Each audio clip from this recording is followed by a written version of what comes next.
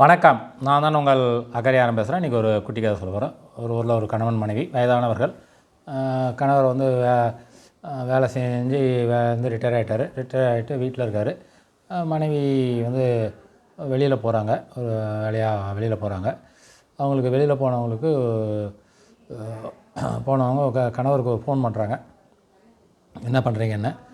இல்லை, நான் ரெஸ்ட் எடுத்துக்கிட்டு இருக்கேன்றாரு. ரெஸ்ட் எடுக்கிறீங்களா? சரி சரி, அப்படியே ஏந்து கிச்சனுக்கு போங்கன்றாங்க.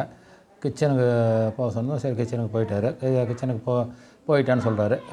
அப்புறமா என்ன பண்ணுறாங்க, அங்கே மேட்ச் பாக்ஸ் இருக்கும், தீப்பெட்டி எடுங்கன்றாங்க. சரி, எடுத்துட்டான்றாங்க என்றார் அவர். உடனே என்ன பண்ணுறாங்க, அவங்க தீக்குச்சி கிழிங்க, பற்ற வைங்கன்றாங்க. உடனே இப்போ தீக்குச்சியை உரசி இது பண்ணுறாரு, பற்ற வைக்கிறாரு. தீக்குச்சி நல்லா எரியுது.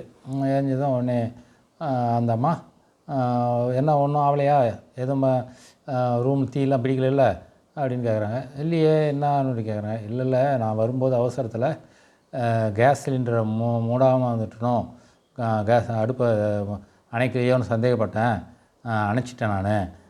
அது அணைஞ்சிருக்கா இல்லையான்னு பார்க்குறதுக்கு தான் உங்களை இது இப்படி பண்ண சொன்னேன் அப்படின்னு.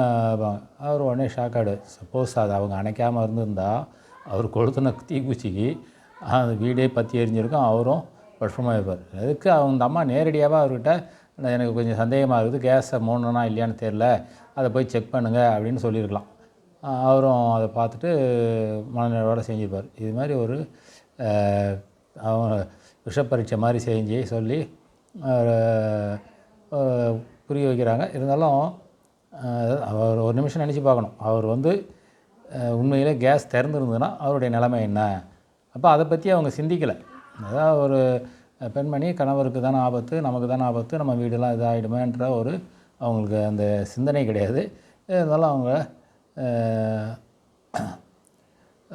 அது மாதிரி சொல்கிறாங்க. அதாவது சில விஷயங்கள், வயதானவர்கள் சில விஷயங்கள் வந்து தப்பாக தான் பண்ணிவிடுவாங்க, பண்ணி விட்ருவாங்க.